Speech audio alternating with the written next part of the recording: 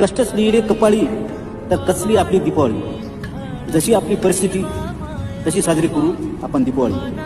हे प्रश्न चिन्ह उभं टाकले शेतकऱ्यासमोर. कारण यावर्षीच्या पावसामध्ये शेतकऱ्याचं जे होतं ते नव्हतं ते सगळं वाहून गेलं. थोडंफार राहिलं ते तण खाऊन गेलं. शासनानं जे बजेट जाहीर केलं आहे ते आतापर्यंत शेतकऱ्याच्या काही खात्यात आले नाही. थोडेफार काही शेतकऱ्याचे ऐकण्यात आले की पैसे आलेत म्हणून. मग किती आले? एकरी 5 ते 6 हजार. तुम्ही आता पाहत असाल. आता मी तुम्हाला दाखवतो हे. या शेतामध्ये तण तेवढंच आहे आणि सोयाबीन तेवढंच आहे. थोडंफार सोयाबीन.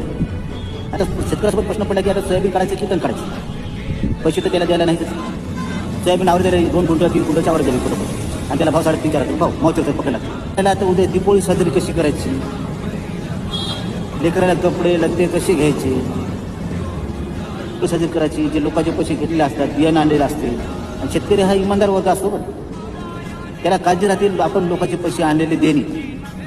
भलेही आपण घरात उपाशी राहील मात्र लोकांचे पैसे बुडवणार. सर्वांना अशी विनंती आहे की शेतकऱ्यांना जर मार्केटमध्ये काही विका आणलं तर तुम्ही त्याची खरेदी करा. कारण मोठं जे पीक आहे सोयाबीनचं त्याच्या हाती लागले नाही.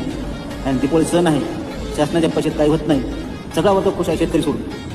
शाळेला सुट्ट्या लागल्या विद्यार्थी खुश, शिक्षक वर्ग खुश, बाकी नोकर वर्ग खुश, बोनस मिळते ते लोक खुश, व्यापारी लोक खुश.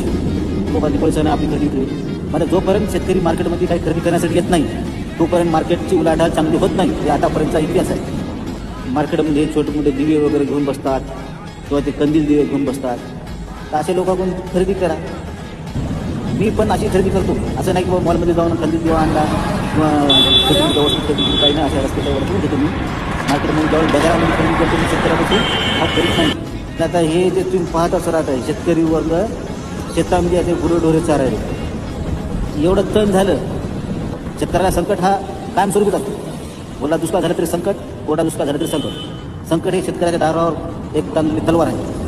त्याच्यामुळे सर्वांना दीपावलीची हार्दिक शुभेच्छा. मी आपला गजू पाटील. सर्वांची दीपावली साजरी व्हावी.